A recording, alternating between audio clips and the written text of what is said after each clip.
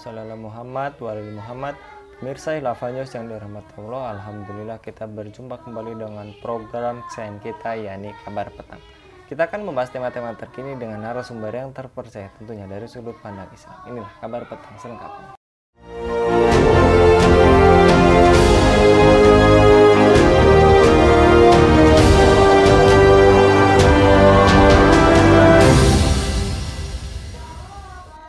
Viral di media sosial ribut-ribut yang melibatkan dua kelompok massa di Bitung, Sulawesi Utara atau Sulut. Kedua kelompok ini dinarasikan sebagai massa pro-Palestina dan massa pro-Israel. Kapolda Sulut Irjen Setio Budianto mengatakan massa terlibat ribut-ribut merupakan dua kelompok organisasi kemasyarakatan atau ormas. Salah satunya merupakan ormas yang pro terhadap Palestina. Sementara dalam video beredar tampak ada kelompok massa yang berkumpul di badan jalan. Massa tersebut terlihat berlarian sambil berteriak di jalan. Massa tersebut tampak membawa bendera dengan perpaduan warna biru dan putih menyerupai bendera milik Zionis Yahudi. Narasi video beredar menyebutkan dua kelompok massa pro Palestina dan pro Zionis Yahudi bertemu di jalan. Siapa dalang dari bentrok Bitung? Apakah pelaku tindak kekerasan sesungguhnya adalah troublemaker dan intoleran? Mengapa ada pembiaran aksi-aksi pembawa bendera penjajah Yahudi? Untuk membahasnya kami terhubung dengan pengamat kebijakan publik Bung Rocky selaku Direktur Pamong Institute. Kita sapa terlebih dahulu. Assalamualaikum warahmatullahi wabarakatuh, Bung Rocky. Waalaikumsalam warahmatullahi wabarakatuh, Bung Anggi. Kabar baik, Bung Rocky? Alhamdulillah, kabar baik, sehat, walafiat. Alhamdulillah baik, Bung Rocky. Lagi-lagi ternyata perpecahan itu bukan hanya ada di Timur Tengah sana atau di Palestina, juga merembet ke saudara kita di Bitung, Sulawesi Utara tadi. Dipicu masa ada yang pro Zionis penjajah, bahkan ada yang membawa benderanya dan membawa senjata tajam. Suasana cukup mengerikan kalau dilihat dari video yang beredar. Apa catatan Anda kepada pihak kepolisian dalam mengambil tindakan hukum kepada para pelaku tindak kekerasan, Bung Rocky? Iya, kalau saya lihat terjadi tindak kekerasan di situ ya. Jadi mestinya itu harus bisa dicegah semaksimal mungkin. Kalaupun setelah maksimal diupayakan untuk dicegah terjadinya kekerasan seperti itu tidak bisa, maka setidaknya harus segera dihentikan.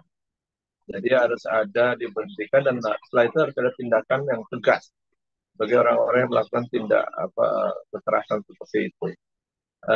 Saya pikir itu bukan peradaban yang maju, karena dalam tindakan kekerasan itu menunjukkan bukan peradaban manusia modern. Itu bukan cara-cara beradab dalam menyelesaikan sebuah persoalan. Di era modern ini, di era manusia yang beradab, itu manusia harus mengedepankan adab, etika, dan dialog. Dan tentu tidak langsung menggunakan cara-cara kekerasan. Saya pikir ini yang penting untuk diingatkan kepada publik maupun kepada aparat. Nah, jadi dua-duanya tidak boleh melakukan tindakan yang menjurus kepada kekerasan. Baik, Bung Rocky, dan juga di saat publik dunia termasuk Indonesia ini secara resmi mengutuk genosida yang dilakukan oleh bangsa penjajah Yahudi itu, dalam video beredar pelaku penyerangan dan pengibaran bendera Zionis juga terlihat itu. Apakah ada aktor intelektual di balik itu semua, Bung Rocky? Saya pikir setiap kegiatan yang seperti itu tentu ada aktornya. Aktor intelektualnya tentu ada, aktor lapangan juga ada. Karena apa? Kita kan tahu ya sebenarnya kultur masyarakat Indonesia ini termasuk kultur manusia yang ramah, dia ceria, dia santun, sopan, beradab gitu ya. Dan termasuk berakal lah, berakal yang akhlakul karimah. Jadi saya pikir kalau ada sampai melakukan kekerasan ini pasti ada yang memicu. Nah, memicu itu bisa jadi memprovokasi, kemudian dia juga bisa juga untuk punya niat jahat yang lain. Gitu. Makanya menurut saya ini tidak akan bisa cocok berdiri sendiri. pasti adalah yang memicu. Dan kita bisa memberikan catatan bahwa kalau ada yang memprovokasi dan membawa bendera-bendera apa tadi ya, bendera Zionis misalnya, yang mirip dengan bendera Israel, saya pikir ini persoalan yang cukup serius. Kalau dia terpapar dengan ajaran Zionis itu kan sangat berbahaya sekali ya. Kan selama ini kan yang dipersoalkan itu terpapar ajaran radikal. Saya pikir kalau tindakan ini membuat publik tahu siapa yang sesungguhnya radikal, siapa yang sesungguhnya melakukan tindakan-tindakan terorisme, dan siapa sebenarnya aktor-aktor yang ada di lapangan dan ada di belakang.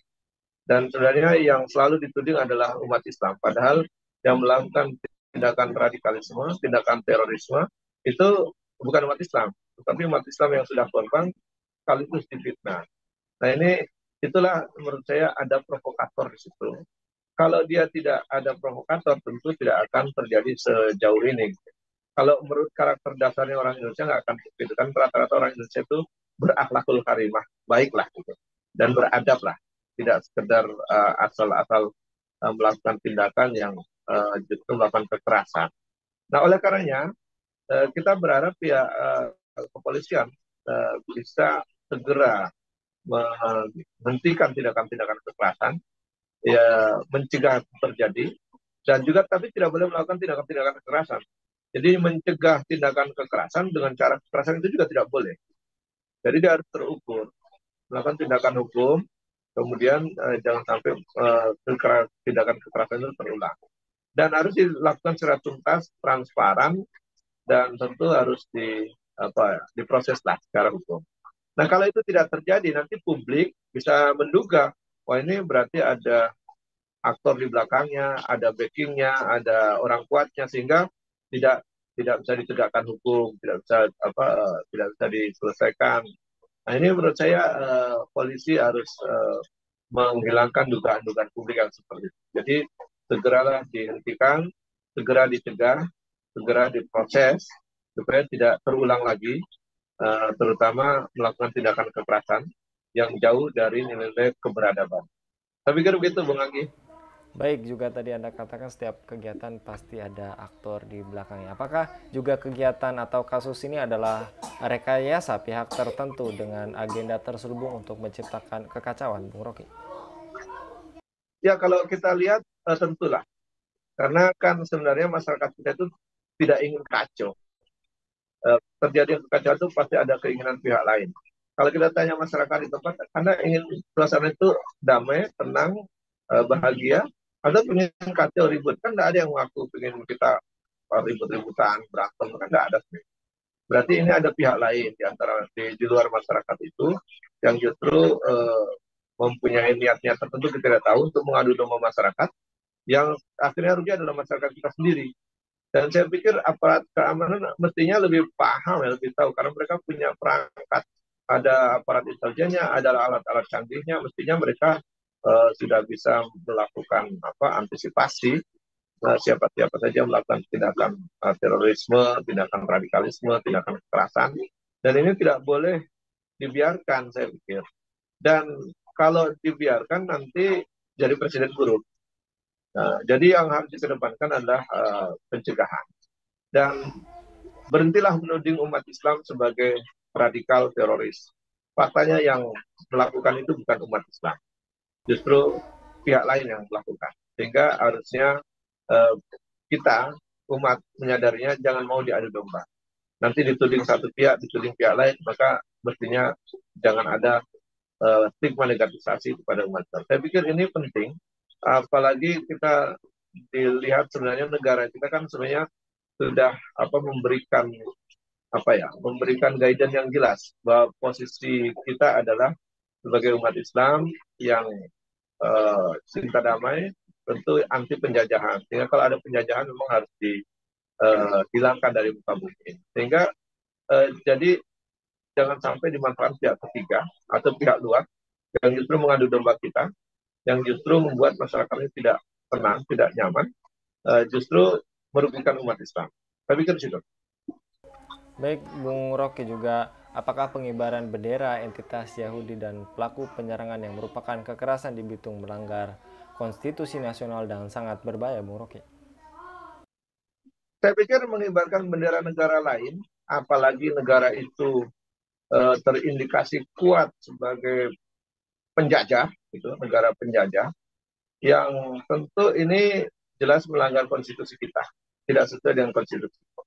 Dalam konstitusi itu sangat tegas disebutkan bahwa penjajahan di muka bumi harus dihapuskan karena tidak sesuai kemanusiaan keadilan. Itu adalah amanat konstitusi, maka kita sebagai warga negara, baik itu masyarakat biasa sampai ke level pejabat sampai kepada presiden, punya kewajiban yang sama untuk menghapuskan penjajahan yang menjalankan amanat konstitusi ini.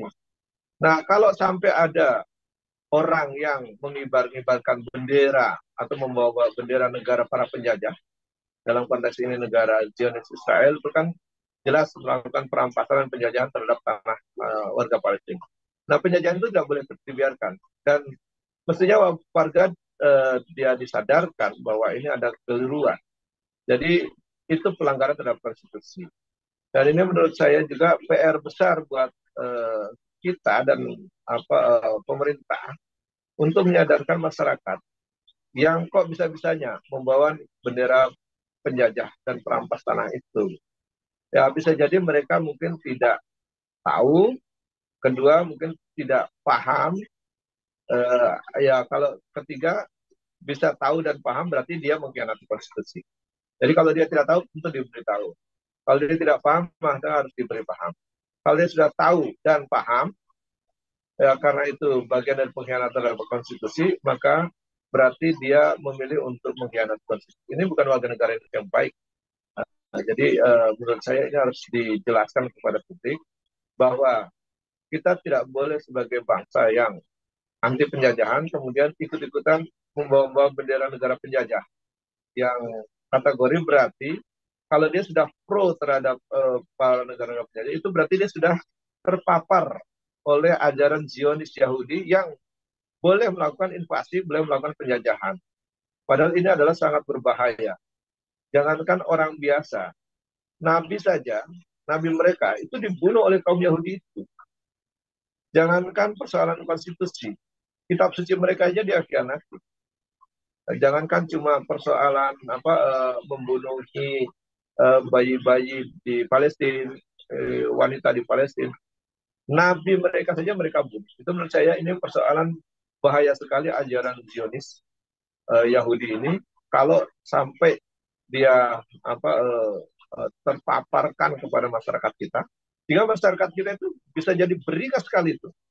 Bayangkan itu, kalau seandainya dia mengadopsi paham seperti itu, yang nabinya saja boleh dibunuh, apalagi cuma membunuh anak-anak, apalagi cuma membunuh wanita, dia lakukan itu. Itu bagaimana nasib bangsa kita ke depan? Ya kita bisa melihat bisa terjadi hal yang sangat buruk kalau banyak sekali rakyat kita atau bangsa ini yang terpapar ajaran Zionis Yahudi, di mana mereka dengan nabinya saja berani membunuh, apalagi cuma membunuh anak-anak, ibu-ibu seperti yang dilakukan oleh di Palestina. Apakah kita negara ini seperti itu mau? Bayi-bayi dibunuhi, perempuan dibunuhi, negara-negara rumah-rumah dibom, dirampas tanahnya. Kan kita tidak ingin itu terjadi di negeri ini. Oleh karenanya, kalau ada bibit-bibit yang pro terhadap negara-negara penjajah seperti itu, dengan ajaran Zionis yang berbahaya seperti itu, harusnya segera dilakukan tindakan pencegahan. Dan minimal negara menggunakan perangkatnya untuk melakukan pencegahan. Saya pikir gitu, Bung Enggi.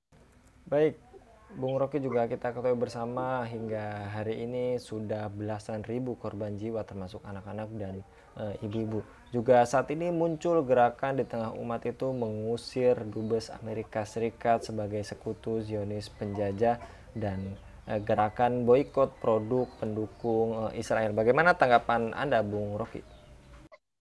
Ya saya pikir ini bentuk bentuk dukungan kepada rakyat Palestina ingin memerdekakan dirinya dan bentuk perlawanan terhadap penjajahan. Dan menurut saya kalau di negeri ini sesuai konstitusi kita. Dan sebenarnya kalau yang tidak sesuai dan tidak membantu atau mendukung kemerdekaan suatu bangsa, berarti pro penjajahan dan itu pro Zionis Yahudi laknatullah. Saya pikir itu ada persoalan serius, berarti dia mengkhianati konstitusi. Dan kalau ini dilanjutkan, mestinya masyarakat eh, melakukan boykot, yang saya pikir suatu hal yang bagus, bisa dilanjutkan dan itu cukup penting untuk menekan bentuk keberpihakan kepada yang terjajah dan anti kepada yang menjajah. Dan tentu ini perlu dilakukan oleh seluruh lapisan masyarakat karena kita dari level masyarakat sampai level presiden punya kewajiban yang sama terhadap konstitusi, yaitu ingin menghapuskan penjajahan di atas dunia. Oleh karenanya, langkah yang harus dilakukan dibuat lebih masif lagi. Di level masyarakat memboikot produk, memboikot budayanya, termasuk memboikot sistem hidupnya dan seterusnya, seperti ekonomi, sistem politik, pendidikan dan sebagainya harusnya diboikot. Kemudian dari segi diplomatik, negara harus melakukan langkah yang lebih nyata, melakukan pemutusan hubungan diplomatik. Itu penting juga. Kalau dulu Indonesia itu punya sejarah bahwa pernah keluar dari PBB sebagai bentuk protes. Saya pikir kalau mau dilakukan juga bisa untuk mengukur bagaimana keseriusan kita untuk mentaati konstitusi kita yang anti penjajahan. Berarti kita memutuskan hubungan dengan negara-negara penjajah, bentuk kita anti penjajahan. Yang kedua, bisa juga mengirimkan pasukan perdamaian. Itu pernah kita lakukan juga, saya pikir, dengan mengirim pasukan Garuda ke beberapa negara yang dilanda konflik dulu. Saya pikir itu juga bisa dilakukan untuk melakukan penjagaan perdamaian di Palestina misalnya, sehingga perdamaian sana bisa dijaga dan kita bisa ikut melibatkan diri situ. Saya pikir penting mengirim pasukan karena kita juga pernah mengirimkan pasukan perdamaian dunia di pasukan Garuda itu ke berbagai daerah. Dan kalau kita lihat bahwa boykot itu bisa bertahap. Kalau boykot obat dan makanan, termasuk produk-produk dari Yahudi, itu bisa dilakukan oleh semua masyarakat. Kalau boykot ide, gagasan maupun aturan-aturan dan sistem itu bisa dilakukan oleh masyarakat dan pemerintah. Tapi boykot memutuskan hubungan diplomatik itu hanya bisa dilakukan oleh negara, oleh pemerintah. Saya pikir pemerintahan Pak Jokowi harus melakukan tindakan tegas di situ maksudnya. Kemudian kalau kita ingin membantu dan berpihak kepada negara yang terjajah, tentu kita harus membantu. Wujud bantuannya bisa beberapa level. Kalau sekedar mengirim obat dan makanan, itu level ormas dan level masyarakat umum. Nah, kalau dia level negara dan level tentara, mestinya bisa mengirimkan tentara untuk jaga perdamaian dan terlibat untuk melindungi mereka di sana. Dan yang ketiga, kalau dia level negara, harusnya bisa melakukan langkah-langkah diplomatik, baik memutuskan hubungan diplomatik, memutuskan hubungan dagang, mengusir diplomat ataupun memutuskan hubungan-hubungan ekonomi dan lainnya, itu bisa dilakukan oleh level negara. Tapi kalau ini dilakukan secara efektif, itu bisa menekan tindakan-tindakan brutal penjajah Zionis Israel laknatullah itu. Saya pikir kalau itu dilakukan dengan masif seluruh masyarakat, dilakukan juga oleh level pemimpin, dilakukan juga oleh level negara, saya pikir akan berdampak cepat untuk bisa menghentikan invasi maupun penjajahan di negeri Palestina. Saya pikir begitu, Bung Anggi. Baik, jazakallah Bung Rocky untuk kesempatannya pada kabar petang kali ini. Mudah-mudahan Bung Rocky senantiasa dilindungi oleh Allah Subhanahu wa taala dalam setiap aktivitasnya. Demikian pemirsa Khilafah News yang dirahmati Allah, jangan lupa untuk subscribe, like, dan share sebanyak-banyaknya. Semoga menjadi amal kebaikan bagi kita semua di dunia dan di akhirat nanti. Saya Anggi Suara diundur diri. Wassalamualaikum warahmatullahi wabarakatuh.